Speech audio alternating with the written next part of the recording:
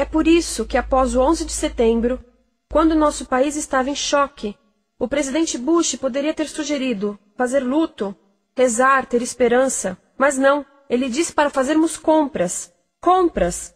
Nos tornamos uma nação de consumidores. Nossa principal identidade passou a ser de consumidores. Não mães, professores, agricultores, mas consumidores. Nosso valor é medido e demonstrado pelo quanto contribuímos para esta seta. Quanto consumimos. Não é isso que fazemos? Compramos, compramos, compramos. Manter os produtos circulando. E como circulam? Sabe qual a porcentagem dos produtos que circulam através desse sistema que ainda são usados 6 meses depois da venda na América do Norte? 50%? 20%? Não, 1%. 1. Em outras palavras, 99% das coisas que nós cultivamos, processamos, transformamos, 99% das coisas que percorrem o sistema são lixo em menos de 6 meses. Como é que podemos gerir um planeta com esse nível de rendimento? Mas não foi sempre assim. Hoje, o consumidor médio americano consome o dobro que há 50 anos. Pergunte à sua avó. No tempo dela, a boa gestão, a engenhosidade e a poupança eram valorizados. Então, como é que isso aconteceu? Bem, não aconteceu simplesmente. Foi planejado. Pouco depois da Segunda Guerra Mundial, estes sujeitos estudavam a forma de impulsionar a economia. O analista de vendas Victor Lebow articulou a solução que se tornaria a norma de todo o sistema. Ele disse: a nossa enorme economia produtiva exige que façamos do consumo a nossa forma de vida, que tornemos a compra e uso de bens em rituais, que procuremos a nossa satisfação espiritual, a satisfação do nosso ego no consumo. Precisamos que as coisas sejam consumidas, destruídas, substituídas e descartadas a um ritmo cada vez maior. O conselheiro econômico do presidente Eisenhower disse: o principal objetivo da economia americana é produzir mais bens de consumo. Mais bens de consumo? O nosso principal objetivo?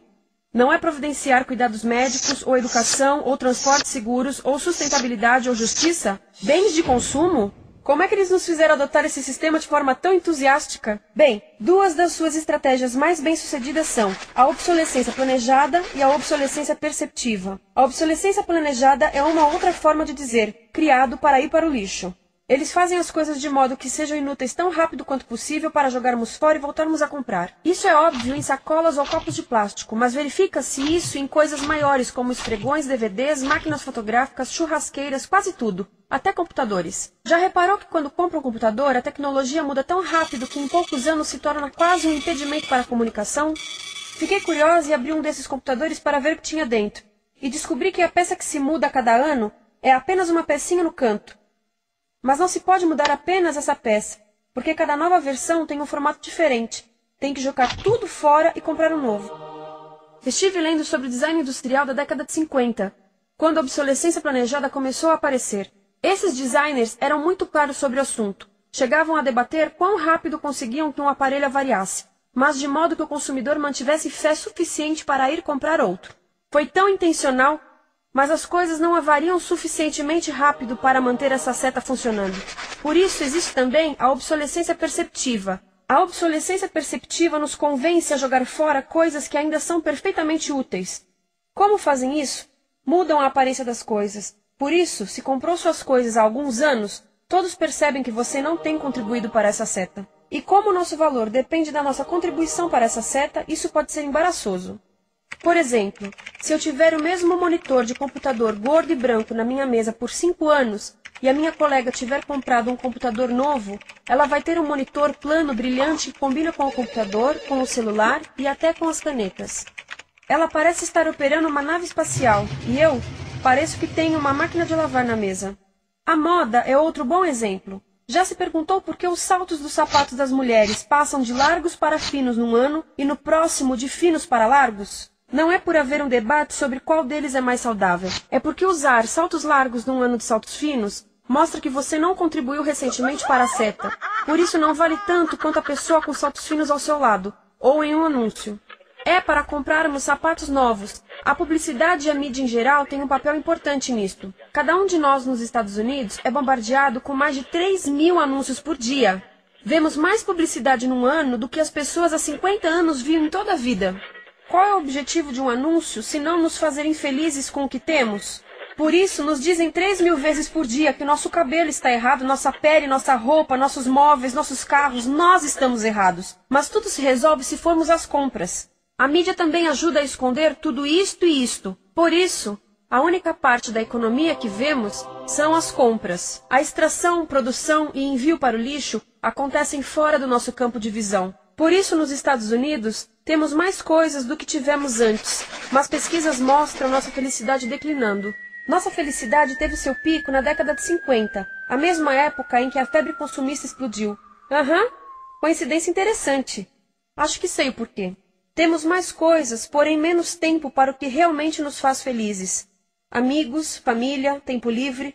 Estamos trabalhando mais do que nunca. Analistas dizem que não temos tão pouco tempo livre desde a sociedade feudal. E sabem quais são as duas atividades que mais fazemos no pouco tempo livre que temos? Ver televisão e fazer compras. Nós, americanos, passamos 3 a 4 vezes mais tempo comprando do que os europeus. Assim, nessa situação ridícula, vamos trabalhar talvez em 2 empregos, e quando chegamos em casa exaustos e sentamos no sofá novo para ver televisão, os anúncios dizem que não prestamos, então vamos às compras para nos sentirmos melhor. Depois trabalhamos mais para pagar o que compramos e chegamos em casa mais cansados, vemos mais televisão que nos diz para fazermos compras outra vez. E estamos nesse ciclo de trabalhar, ver, comprar, e podíamos simplesmente parar. Então, no final, o que acontece a todas essas coisas que compramos? Nesse ritmo de consumo, não cabe tudo em casa, apesar do tamanho médio das casas ter duplicado nesse país desde os anos 70. Vai tudo para o lixo, e isso nos leva ao tratamento do lixo. Essa é a parte da economia de materiais que conhecemos melhor, porque nós temos de levar o lixo até a esquina. Cada americano produz 2 quilos de lixo por dia, o dobro do que fazíamos há 30 anos. Todo esse lixo ou é despejado num aterro, que é um grande buraco no chão, ou ainda pior, primeiro é incinerado e depois despejado no aterro. As duas formas poluem o ar, o solo, a água, sem esquecer que alteram o clima. A incineração é realmente ruim. Lembra daqueles tóxicos da fase da produção? Bem, queimar o lixo libera esses tóxicos no ar. Pior ainda, produz supertóxicos novos, como a dioxina. A dioxina é a substância mais tóxica feita pelo homem, e os incineradores são a principal fonte de dioxina. Isso significa que podemos parar a principal fonte da mais tóxica substância conhecida e feita pelo homem, simplesmente parando de queimar o lixo. E podemos parar hoje. Algumas empresas não querem criar aterros e incineradores aqui. Por isso, também exportam os resíduos. Então, e a reciclagem? A reciclagem ajuda?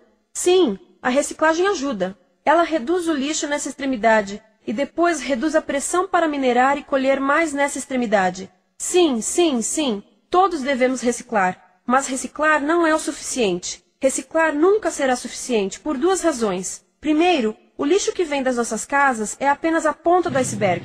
Para cada saco de lixo que deixamos na esquina, 70 sacos de lixo são criados anteriormente, só para fazer o lixo desse saco que deixamos na esquina. Assim, mesmo que pudéssemos reciclar 100% do lixo das nossas casas, não se chegaria ao coração do problema. Além disso, grande parte do lixo não pode ser reciclado, ou porque contém demasiados tóxicos, ou porque é criado de início para não ser reciclável, como aquelas caixas de suco, que têm as camadas de metal, papel e plástico, todas coladas. Não dá para separar essas camadas para reciclá-las. Como se vê, é um sistema em crise. Por todo o percurso, estamos batendo em limites, do clima em mudança ao decréscimo da felicidade. Simplesmente não está funcionando. Mas a parte boa de um problema tão generalizado é haver tantos pontos de intervenção. Há pessoas trabalhando aqui salvando florestas, e aqui na produção limpa. Pessoas trabalhando em direitos do trabalho, em comércio justo, em consumo consciente, no bloqueio de aterros e incineradores. E muito importante em recuperar o nosso governo, para que seja realmente pelas pessoas e para as pessoas. Todo esse trabalho é criticamente importante, mas as coisas vão realmente começar a se mover quando enxergarmos as ligações, quando enxergarmos o panorama geral. Quando as pessoas ao longo do sistema se unirem, poderemos reivindicar e transformar esse sistema linear em algo novo, um sistema que não desperdice recursos ou pessoas, porque aquilo de que precisamos nos livrar é da antiga mentalidade de usar e jogar fora. Há uma nova escola de pensamento nesse assunto, e é baseada em sustentabilidade e equidade, química verde, zero resíduos, produção em ciclo fechado, energia renovável, economias locais vivas. Já está acontecendo. Há quem diga que é irrealista, idealista, que não pode acontecer. Mas eu digo que quem é irrealista são os que querem continuar pelo velho caminho. Isso é que é sonhar. Lembre-se que a velha forma não aconteceu por acaso. Não é como a gravidade que temos que conviver. As pessoas a criaram, e nós também somos pessoas. Por isso, vamos criar algo novo.